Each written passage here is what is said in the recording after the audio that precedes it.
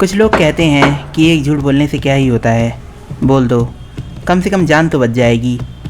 पर हो सकता है कि आपका एक झूठ 200 से भी ज़्यादा लोगों को मौत के घाट उतार दे। ये कहानी नॉर्थ अमेरिका मैसाचुसेट्स में स्थित सैलम नाम के गांव की है।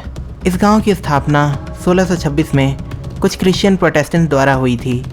यहाँ के लोग बाकी दुनिया से काफ़ी आइसोलेटेड रहते थे। किसी को किसी से कोई मतलब नहीं था। वो लोग सिर्फ अपने घरों में ही रहते थे। ऐसा इसलिए था क्योंकि उन दिनों नॉर्थ अमेरिका में खाने की कमी थी, जिसकी वजह से जानलेवा बीमारियां अपनी चरम सीमा पर थीं। 1692 में एक कड़ाके की ठंड आई।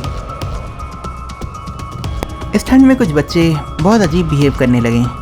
जानकारों ने बताया कि ये कोई बीमारी नहीं, बल्कि उन बच्चों पर किसी शैतान का साया है। गांव वालों का मानना था कि ये काम शैतानों के दूत यानी चुड़ैलों का हो सकता है, जो अपने काले जादू से धीरे धीरे सब कुछ तबाह कर देती हैं, और इनके सबसे प्रिय शिकार बच्चे ही होते हैं। जैसे जैसे ये खबर गांव में फैलना शुरू हुई, वैसे वैसे बच्चे एक एक कर गायब होने लगे।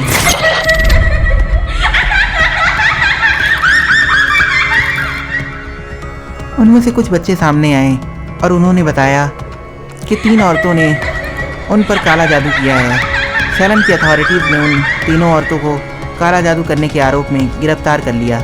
उनमें से एक बूढ़ी औरत, जिसका नाम तितेबा था, उस पर अथॉरिटीज़ ने काफ़ी प्रेशर बनाया और आखिरकार उसने अपना गुनाह कबूल किया कि उसने शैतान को खुश करने के लिए बच्चों की बलि दी थी। पर यह सच नहीं था। तितेबा ने अपनी जान बचाने के लिए ये झूठा बयान दिया था, क्योंकि अथॉरिटीज़ ने उससे वादा किया था कि अगर वो ये बताती है कि ये काम उसके और उसके साथियों ने किया था तो वो उसकी जान बख्श देंगे। इसलिए उसने अपनी दोनों साथी लड़कियों का नाम बता दिया। इसके बाद मौत का ट्रायल शुरू हुआ और उन दोनों लड़कियों में से एक ने तो जेल में ही अपना दम तोड़ दिया और कुछ समय बाद दूसरी लड़की को फांसी दे दी गई। सैलम की अथॉरिटीज़ ने अच्छे से इन्वेस्टिगेशन नहीं किया और उन सभी सुपरस्टिशियस एक्टिविटीज़ को ही एक्चुअल एविडेंस मान लिया, जो कि अनलॉफुल थीं, और अथॉरिटीज़ और जज की इन्हीं गलतियों की वजह से फांसियों पर फांसियां हुई और सिर्फ एक ही महीने में लगभग 200 से भी ज़्यादा फांसियां हो गईं। पर जब मैसाचुसेट्स के गवर्नर की वाइफ पर काला जादू करने का इल्ज़ाम लगा तो गवर्नर ने सारी फांसियां रुकवा दी और सभी को जेल से रिहा कर दिया। कुछ लोगों ने ये कहा कि ये सब दिमागी बीमारी थी, जिसे ब्रेन फंगस कहते हैं। इस बीमारी में दिमाग में सूजन हो जाता है और इससे लोगों को हेलुसिनेशन होते थे। पर यह भी सिर्फ एक अंदाज़ा था। सच क्या था ये किसी को आज तक पता नहीं चला।